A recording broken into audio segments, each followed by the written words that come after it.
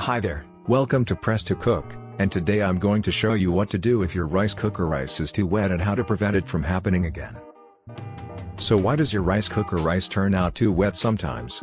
Well, there are two main reasons: too much water or not enough cooking time. If you add too much water to your rice cooker, the rice will absorb more water than it needs and become mushy and sticky. The solution is to measure the water carefully and use the right ratio of water to rice. The general rule of thumb is to use 1 cup of water for every cup of white rice. However, this may vary depending on the type and brand of rice you use. Another tip is to rinse your rice before cooking it. This will remove some of the excess starch that can make your rice clumpy and gummy.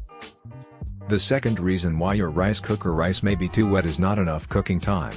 This can happen if you open the lid too soon or if your rice cooker switches to the keep warm mode before the rice is fully cooked.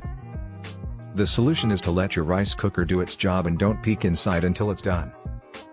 If your rice cooker switches to the keep warm mode too early or too often, it may not cook your rice long enough or at a high enough temperature. If this happens, try unplugging your rice cooker and plugging it back in.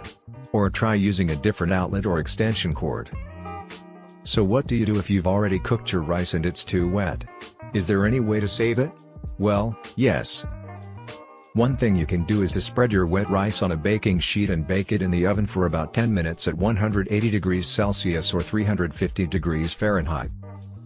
Another thing you can do is to stir-fry your wet rice in a skillet over high heat with some oil and seasonings of your choice. You can use your wet rice to make other dishes that require moist or sticky rice, such as fried rice, risotto, sushi, or pudding. And that's how you fix your wet rice cooker rice and make it perfect every time.